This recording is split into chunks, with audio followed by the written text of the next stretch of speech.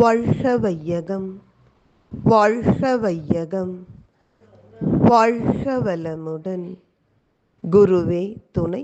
அனைவருக்கும் இனிய காலை வணக்கம். அருந்தமிழ் மூதாட்டி ஔவையார் அருளிச் செய்த நல்வழி பார்த்து கொண்டிருக்கிறோம்.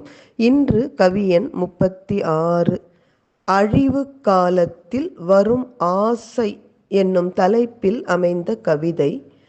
நண்டு, சிப்பி, வேய், கதலி நாசமுறும் காலத்தில் கொண்ட கரு அளிக்கும் கொள்கை போல் ஒண்டொடி போதம் தனம் கல்வி பொன்ற வரும் காலம் அயல் மாதர் மேல் வைப்பார் மனம்.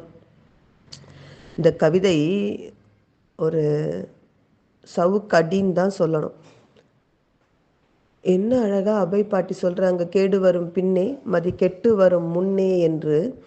ஒரு மனிதனுக்கு அழிவு காலம் வந்துவிட்டால் அவன் மனதில் என்ன எண்ணம் தோன்றுகிறதுன்னு சொல்றாங்க பாருங்க.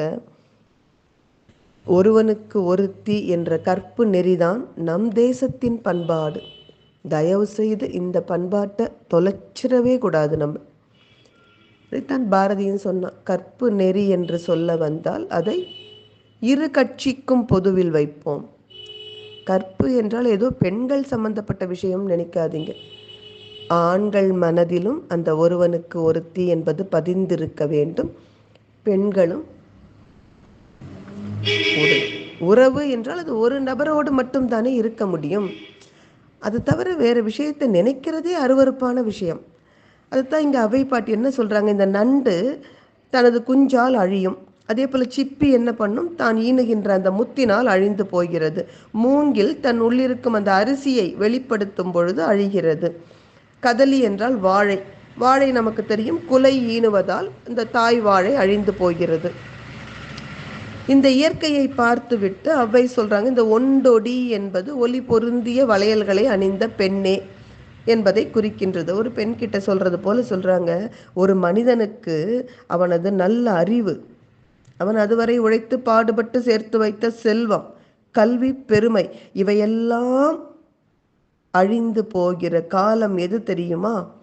எப்பொழுது அவன் தன் மனைவி அல்லாத மற்றொரு பெண்ணின் மீது ஆசை கொள்கிறானோ அப்பொழுது அவனுடைய அறிவு போச்சு, செல்வம் போச்சு, கல்வி போச்சுங்கிறாங்க, எல்லாம் போச்சு. அவன் மனிதன் என்ற நிலையிலிருந்து தாழ்ந்து இழிந்து விலங்குதான். எப்போ என்ன ஒரு மனதில் ஒரு இச்சை வந்தால் எதனோடும் கூடும். நீ மனிதன் அல்லவா? மனைவியை தவிர மற்றொரு பெண்ணை ஏறிட்டு பார்த்தால் நீ விலங்கு என்ற நிலைக்கு தாழ்ந்து போகிறாய். தயவு செய்து இந்த தேசத்தில் பிறந்த நாம் இந்த ஒருவனுக்கு ஒருத்தி என்கின்ற கற்பு நெறியை மனதில் போற்ற வேண்டும், அதன்படி வாழ வேண்டும். நன்றி. வாழ்க வளமுடன்.